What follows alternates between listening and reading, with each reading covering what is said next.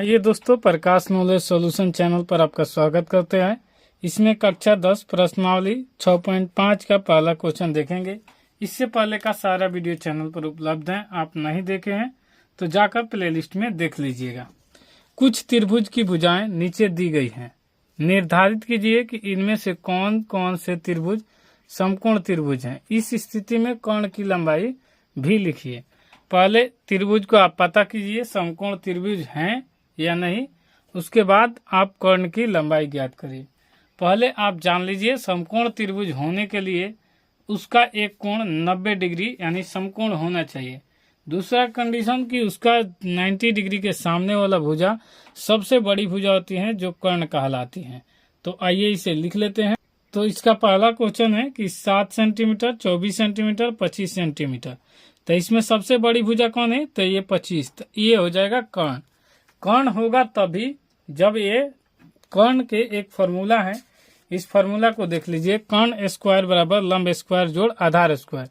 जब भी कर्ण ये लंब और आधार के दोनों के स्क्वायर के जो के बराबर हो तभी ये कर्ण कहलाएगा। अगर ये बराबर नहीं होता है तो कर्ण नहीं कहलाएगा। और इसका फॉर्मूला इस चित्र में भी दिखाया गया है। और यह इसमें बी कोण समकोण है और ये 90 डिग्री का होता है। समकोण के सामने वाली भुजा कर्ण कहलाती है, यानी ये भुजा आपको कर्ण कहलाएगी। और इसके ये वाला जो है तो ये लंब कहलाएगा और ये जो कहलाएगा ये आधार कहलाएगा। तो आपको ये पता हो जाएगा। तो इसके सिवाय जो कर्ण के सामने ये 90 डिग्री है ये लंब होता है और जो क्षैतिज है पड़ा हुआ है इसे आधार कहते हैं। इस फॉर्मूला को देख लीजिए, लिख लीजिए, याद कर लीजिए। अब इसी फॉर्मूला पर रखेंगे तो इसमें सबसे बड़ी भुजा हम क्या रखेंगे? कर्ण। कर्ण हो जाएगा 25। लेकिन कर्ण कैसे रखेंगे ये इसके लिए पहले कर्ण स्क्वायर लंब स्क्वायर और उसके बाद जोड़ आधार स्क्वायर रख लेते हैं। इसके बाद देखिए आधार का स्क्वायर कर लेंगे।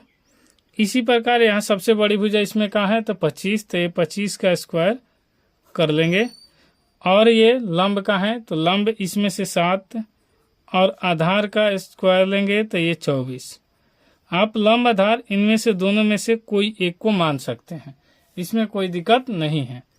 तो 25 का स्क्वायर करेंगे तो 625 होगा और 7 का स्क्वायर करेंगे तो 49 होगा और 24 का स्क्वायर करेंगे तो 576 होगा।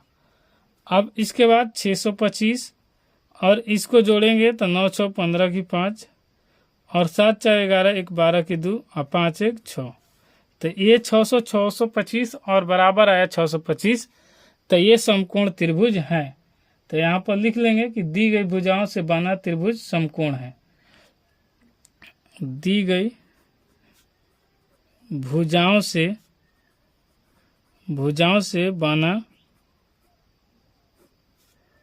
बना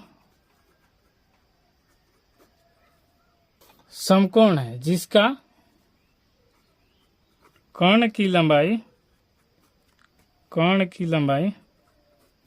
25 सेंटीमीटर है। 25 सेंटीमीटर है। तो आंसर इसका आपका हो जाएगा हाँ, और ये हो जाएगा 25 सेंटीमीटर। कर्ण की लंबाई है 25 सेंटीमीटर।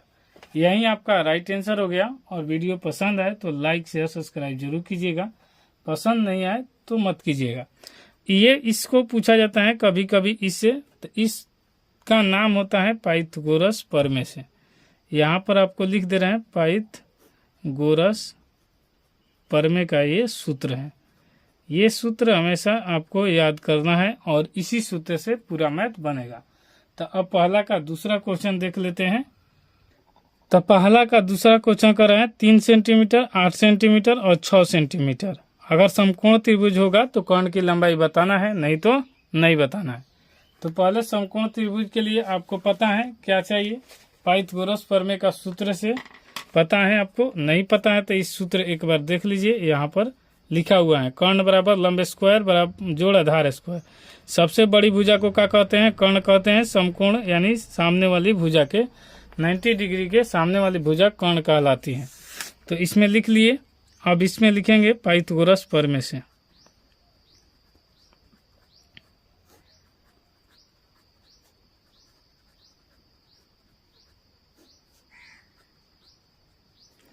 क्या होता है, कर्ण स्क्वायर बराबर होता है लंब स्क्वायर जोड़ आधार स्क्वायर, आधार के स्क्वायर। ये हो गया। तो आपको सबसे बड़ी भुजा कौन है, 3, 8, 6 में सबसे बड़ा कौन है, तो सबसे बड़ा 8 है, तो आप 8 के स्क्वायर लिखेंगे। उसके बाद इन दोनों में से छोटा में से कोई एक को लिख सकते हैं, तो 3 का स्क्वायर और प्लस 6 का स्क्वायर। सबसे बड़ी भुजा को कर्ण कहते हैं।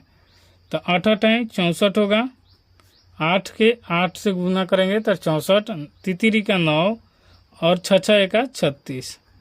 तो यहाँ पर 64 बराबर इसको जोड़ेंगे तो 36 और 9, 36 4 40 और 5 45। तो ये बराबर नहीं है, तो लिखेंगे ये समकोण त्रिभुज नहीं है।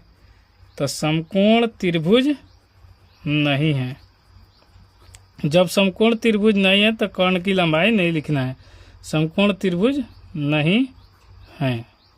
यही इसका आंसर हो गया। अब इसका हम तीसरा क्वेश्चन देखते हैं।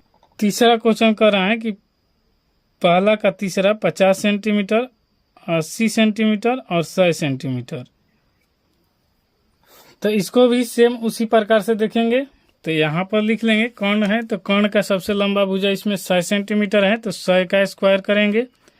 उसके बाद यहाँ 50 का स्क्वायर कर लेंगे। उसके बाद यहाँ पर 80 का स्क्वायर कर लेंगे।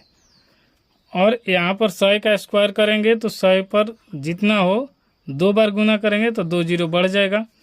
और यहाँ पर 50 ले तो 50 25 और 2 बार जीरो तो 2 गो जीरो, 8 8 है 64 और 2 जीरो, क्योंकि एक एक बढ़ेगा जीरो तो गुना करने पर आप जोड़ देंगे तो यहाँ पर हो जाएगा 10,000 और बराबर में 5 4 9 और 6 2 8 और ये 2 जीरो, तो यानी 8900। तो इसमें ये बराबर नहीं, तो लिख लेंगे समकोण त्रिभुज नहीं है, समकोण त्रिभुज नहीं है। इसी प्रकार हम चौथा क्वेश्चन देखेंगे। और वीडियो पसंद आता है तो लाइक शेयर सब्सक्राइब जरूर कर लीजिएगा, आने वाला हर वीडियो का नोटिफिकेशन आपको मिलता रहेगा। अब हम पहला का चौथा क्वेश्चन देखते हैं। कह रहा है कि 13 सेंटीमीटर है, 12 सेंटीमीटर है और 5 सेंटीमीटर है। तो इसमें भी अगर समकोण त्रिभुज आ रहा है तो समकोण त्रिभुज होगा तो कर्ण की लंबाई लिखिए, नहीं होगा तो मत लिखिए। तो आइए इसको भी देख ले। तब 13 सेंटीमीटर, 12 सेंटीमीटर और 5 सेंटीमीटर हमने इसको क्रम से लिख लिया। अब सबसे बड़ा भुजा है कर्ण 13, तो 13 का स्क्वायर करेंगे। और उसके बाद यहाँ पर लंब का, तो लंब यहाँ पर 12 सेंटीमीटर या 5 सेंटीमीटर तो 5 सेंटीमीटर स्क्वायर। और आधार को ले लेते हैं 12, तो 12 का स्क्वायर कर लेंगे। अब उसके बाद यहाँ 13 का स्क्वायर हो जाएगा तो 169 होता है, 13 13 को गुना करने पर 50 25 होता है और 12 12 गुना करेंगे तो 144 होता है और ये 169 हो जाएगा। और यहाँ पर जोड़ेंगे दोनों को तो 169 आएगा। 5 4 9 4 2 6 और 1 1 1 ही रहेगा। तो यहाँ पर दी गई भुजाओं से बना त्रिभुज का है समकोण, तो लिख लेंगे यहाँ पर कि दी गई भुजाओं से बना कोण समकोण त्रिभुज है। दी गई भुजा से बना त्रिभुज समकोण त्रिभुज है, समकोण त्रिभुज है। जब समकोण त्रिभुज है तो इसका कर्ण की लंबाई क्या हो जाएगा, तो कर्ण की लंबाई 13 सेंटीमीटर होगा। यही बड़ा भुजा है, ये समकोण त्रिभुज है और इसका लंबाई 13 सेंटीमीटर होगा कर्ण का। यही आपका आंसर होगा। दोस्तों वीडियो पसंद आता है तो आप लाइक शेयर सब्सक्राइब जरूर कीजिए। मिलते हैं नेक्स्ट वीडियो में, तब तक के लिए जय हिंद।